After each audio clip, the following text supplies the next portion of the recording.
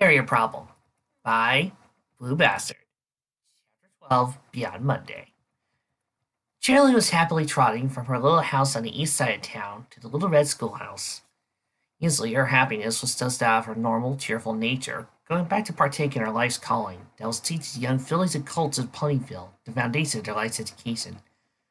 Today, however, was different, as evidenced by the fortunate overtaking of the Crusaders trio plus one. "Good morning, girls," greeted the teacher. "Morning, Miss Shirley," the owl replied back, except the odd one out of number, who seemed a bit shy. "And all I am, for some odd reason, is thinking of Hell of the Boss. My apologies." "You must be Babs, correct?" "Yes, miss," answered Babs. "I think it you my new teach." Shirley raised an eyebrow at the way Babs had addressed her. It sounded suspicious, especially considering how Babs's name now brought back vague memories of observed behavior from last summer during the Harvest Festival. Teats? "It's like Miss Shirley. My is from Manhattan," irritated the Apple Bloom. "Yeah, it's what everybody calls their instructors back home. Didn't mean to insult you, Miss Shirley," apologized Babs. The educator was placated by the brown filly's apology. "It's all right, Babs. I'm sure I'll get along just fine. Now, I believe you're supposed to give me some papers about where you left off on your studies at your previous school, so I could set you up on track with the rest of your new classmates." "Uh-huh," the filly answered, reaching out to take some various official-looking documents from her saddlebag, and held them over back to Shirley. The teacher quickly skimmed them, knowing that Bass's previous teacher, a Mr. Chalkstick, had written comments about how she was somewhat of a performer in academics, and had trouble socially with others prior to an extended summer stay with a relative, and had wished she'd become a better student. Going off on the grade markings, it was no surprise she fell right in with the average of what was held by the other fillies in front of her. "All right, everything seems to be in order," said Shirley, putting the papers onto her own saddlebag to review in deft layer.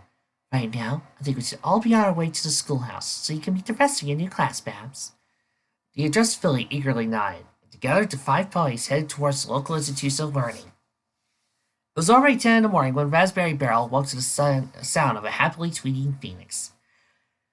"Well, good morning, Healy," said the unicorn, stretching and rolling herself out of bed to begin her daily regimen. "Ever since moving into the Traveler's Retreat, so you come to appreciate being able to go out to interact with other ponies without a musky odor reeking from her coat. Most ponies were skeptical of her in general, since they couldn't say her gem business was stable enough to provide more permanent housing like most ponies. Smelling like a homeless vagrant was not a way to make herself more appealing, as some pony can too. "Ah!" replied the perky Heliodor. His morning wash routine was limited to just incidental preening. He usually preferred to wash himself more fully in the event just before sleep, especially when Raspberry helped to get the spots on his back he couldn't reach. "Do we have any more deliveries of gems to make today?" Heliodor flapped over to where the saddlebag had been the previous night. Prior to waiting for the princess at Golden Oaks, he made his deliveries around town and picked up some new ones. As Raz sang a slightly off-tune melody, Heliodor opened up a larger bag that stayed in the room at all times and pulled out various pouches full of gems. He would even gone so far as to open the bags and sort out the orders himself. He couldn't read the fairy's notes given for clients, so he left that to Raspberry. In truth, she was perfectly literate herself and could manipulate a pen telekinetically to write notes, but due to her magic aura's appearance, she simply used the excuse that having separate notes from her clients helped to keep the deliveries organized. A few minutes later, the refreshed unicorn emerged from the bathroom after a quick nuzzle of thank you to the bird. She set to work dividing up her materials. She had enough, but only barely, so she needed to get to some more soon to refill her stock. Of course, her method of finding gems relied on her leaving Ponyville for a time to be closer to her source, so she needed to pick up some more supplies. She didn't like it, but because of her magic's limitations, it was the only way to stockpile enough gems of all kinds without making more trips back and forth. The rumbling in her stomach told her there was something even more pressing, to which Heliodor's sweets agreed. "Breakfast time it is, then," laughed Raspberry. The sudden increase in volume of the phoenix signaled the Cashmere mascot that their longest city resident was finally going down for breakfast. "I'll get the roasted almonds," said Ascot, opening his wings and gliding over to the kitchen to fetch the flavored meal to Phoenix. Casimir, meanwhile, nearly picked up a plate and began to fill it with a large portion of food from the bar. Good morning, Casimir and Ascot, greeted the cheerful Beryl as she descended down from the stairs and over to the dining area. Sitting down, the Earth Pony Mare quickly put down the overloaded food plate in front of her. Oh, wow, this is a lot. I really don't think. Eat as much as you want, dear, Casimir said, kind of razzle with a smile. You always eat as little as you can, but I know you have a big appetite, and you always insisted on eating as little as you can to try, not to be a burden to us. So all you're doing is cheating yourself out of a decent meal. So please, eat all you want, even if it's just the humor of an old bear like me. Mornings at the Traveler's Retreat was very much like a small restaurant. The building was originally a large private house, but after some years of remodeling, it was capable of serving about 50 guests at once for breakfast. However, rarely was it ever even at half capacity. Once the proprietors Casimir and Ascot, a slightly elderly mixed pony couple, didn't mind too much, as the operating costs were low as a result. They didn't mind revenue being so relatively minimal, as they could have retired years ago for the profits they made back during the retreat's heyday.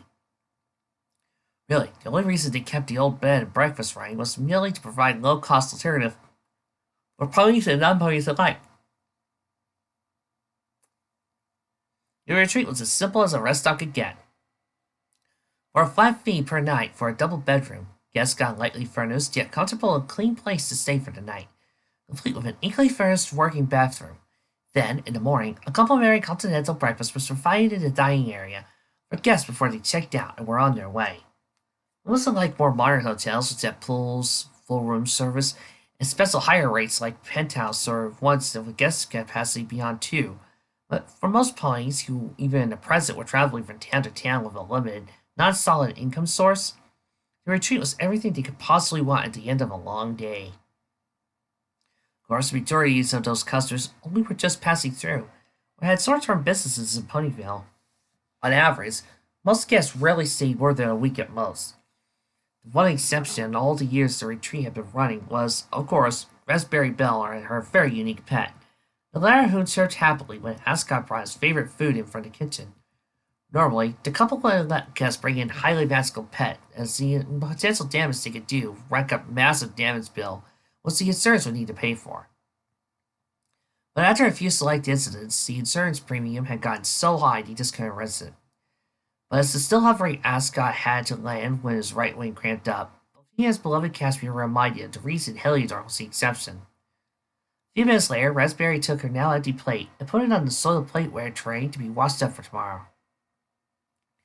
Hairier was doing the same with his empty bowl. Then, after he landed on her horn, the duo walked over to the main reception desk, where Ascot was currently on duty to receive any newcomers. Did you enjoy breakfast? Pegasus asked. Oh yes, it was delicious, as always, Mr. Ascot, confirmed Raspberry. Hairier doing the same by simply nodding fervently. That's good to hear. Anyways, I guess it's about that time again when you need to go on leave. Yes, it's not too much trouble. I'll just check out again.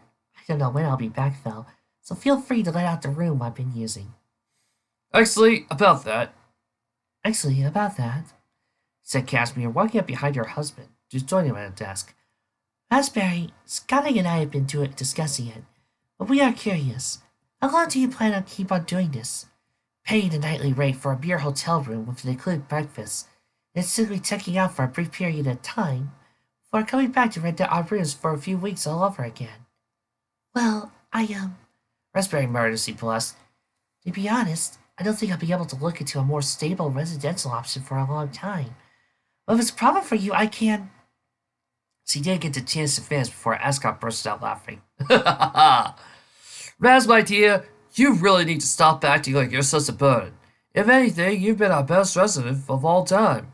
But this constant checking in and out, and the fact you refuse to pay anything less than per night fee, seems highly inefficient for your financial situation.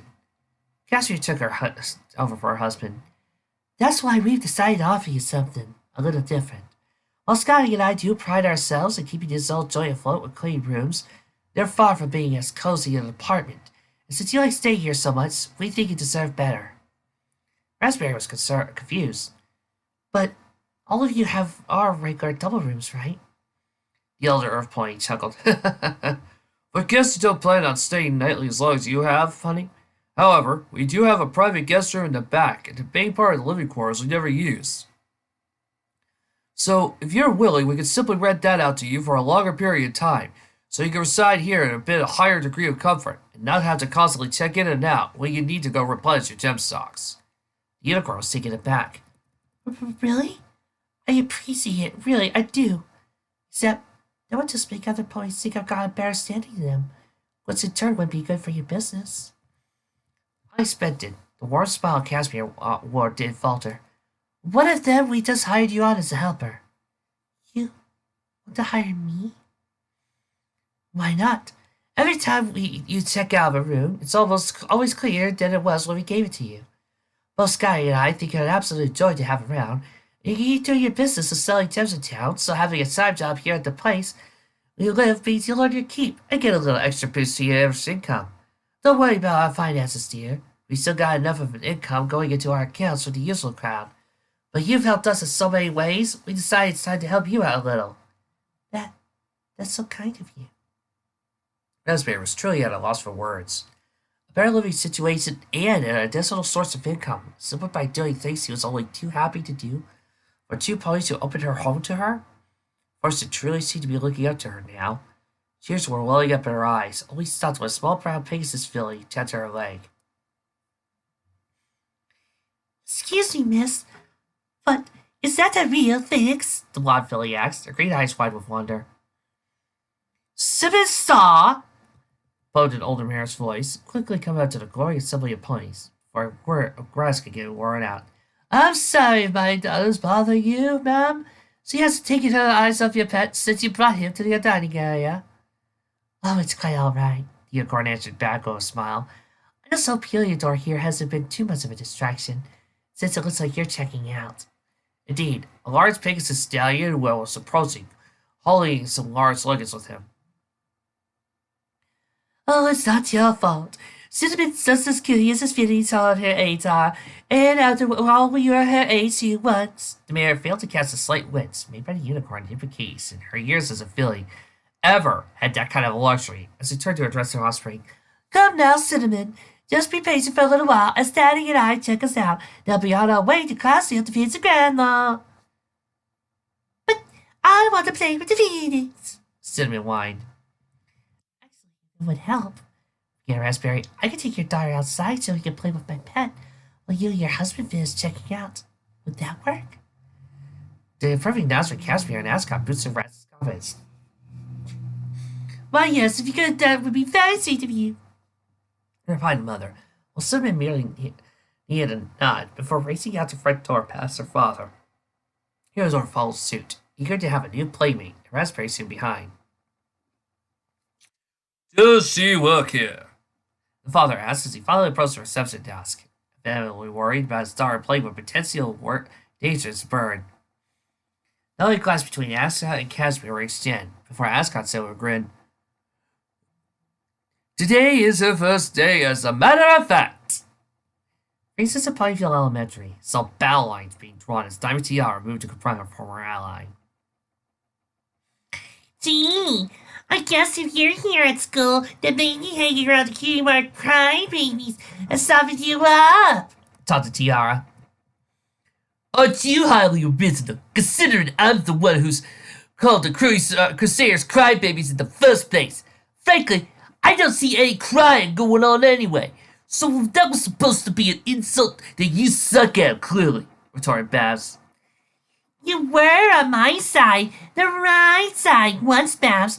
I don't know why you decided to double-cross and go over to Loserville, but don't think you can move on to my turf and expect me to be all nice. Oh, please. You think you're hot just because your parents have a lot of money, but you're not.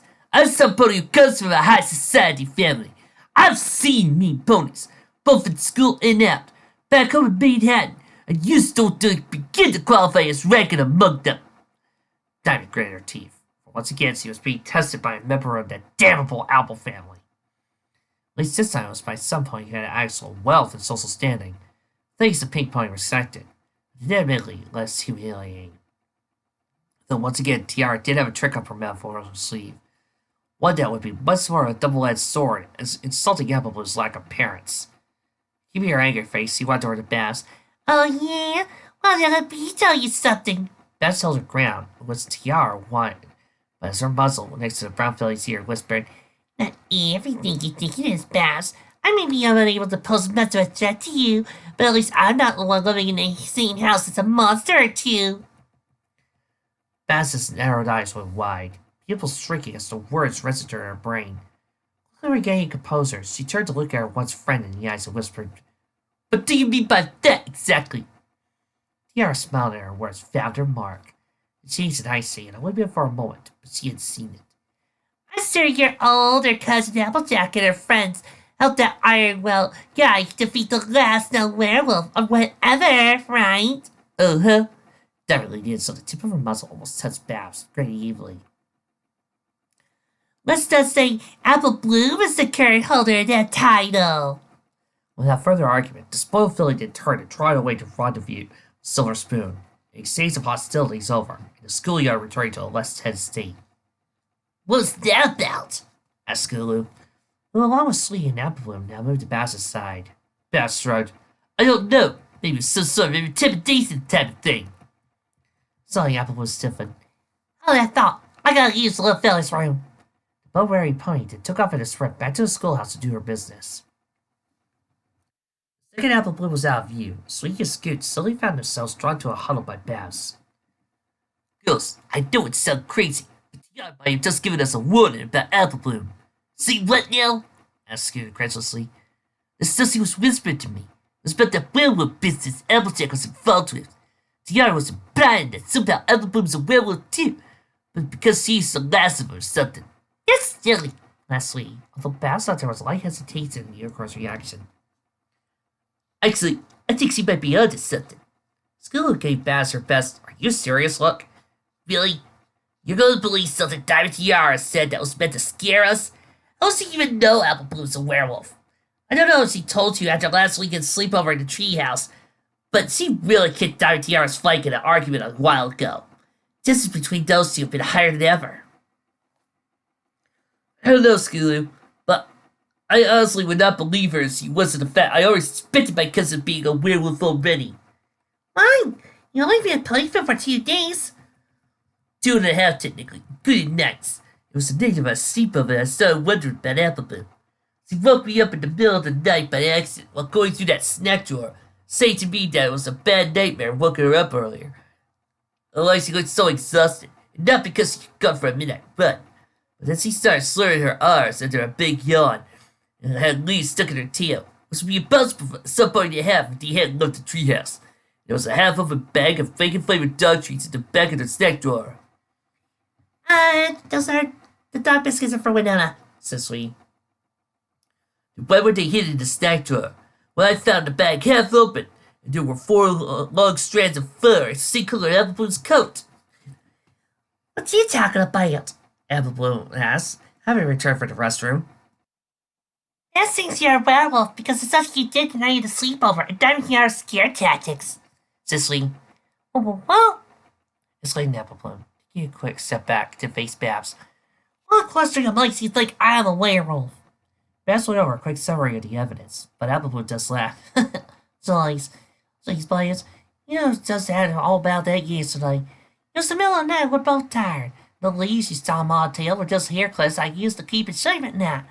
My speech was getting slurred because I was tired. My fur in the dog biscuits bag was probably left over from the time I opened it to give some treats to Winona. Being half open just means I didn't check if I closed it fully. Yeah, plus, if Apple Bloom wasn't like a swamp bag, does he think we know about it? Says Gulu. After all, it'd be kind of hard to hide something as big as that from the rest of us Crusaders. The foursome shared a laugh with Babs, apologizing for the misconception. But deep down, Babs wasn't truly convinced. She needed to observe Apple Bloom just a bit more to be sure. Raspberry, darling! I'm so glad you could join me for lunch. Happily greeted Rarity as Raspberry appeared in the doorway of the band mirror. Oh, it's no trouble. I'm going to leave town for a few days anyway, as my gem inventory is almost completely dried up after all today's deliveries. Might as well live a bit more luxuriously before going back to the wilds, replied the dark red unicorn. Her face sit comfortably in the empty saddlebag pocket instead of its usual horn parts. But Raspberry, if you want to live in a lap of luxury, my guest room at the boutique is still available. The ambassador fashionista reminded her gem distributor, while the waiter led the pair of unicorns to a table. Actually, Casimir and Ascot offered me their guest room for rent, and part-time job in helping run the retreat, so I can have a little extra income. Raz nervously replied, afraid of offending her best customer. Eddie, however, was anything but offended. Like, that's fantastic!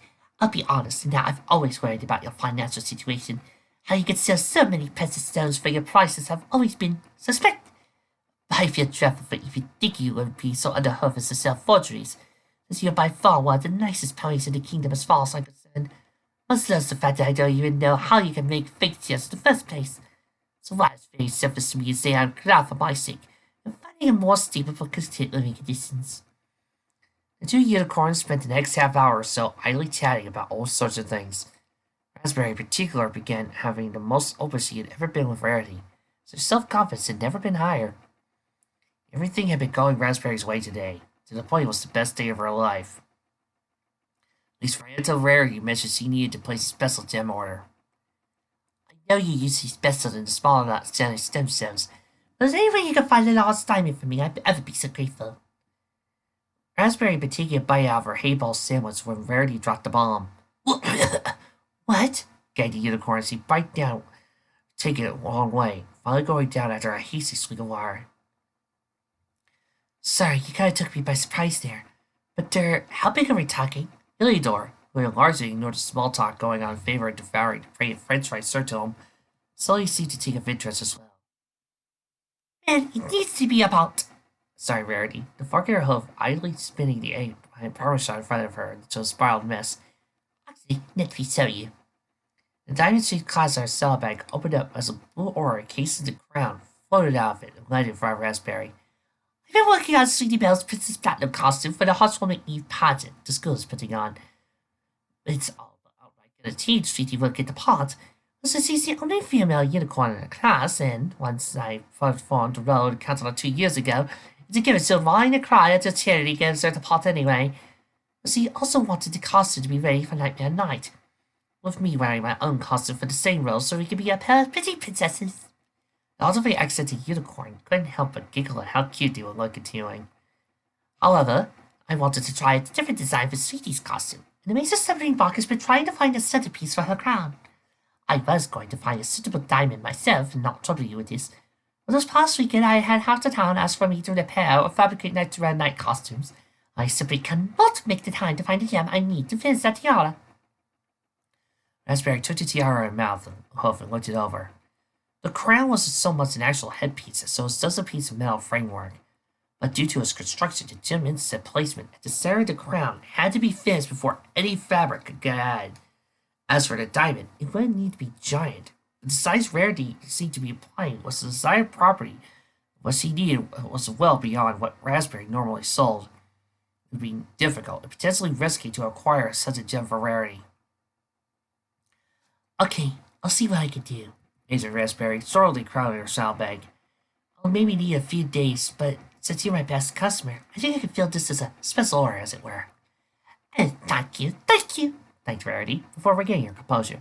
So yes, if you can fill that order, it would be fantastic. Of course, I got some regular order requests for you too, if you don't mind. Raspberry just shook her head before turning to Healy. Guess we'll be out camping for gems a bit longer than we thought, eh? In turn, the bird merely smiled and raised an eyebrow. A look Raz did to mean something along the lines of, bring it on. I love a good Halloween story, even in November.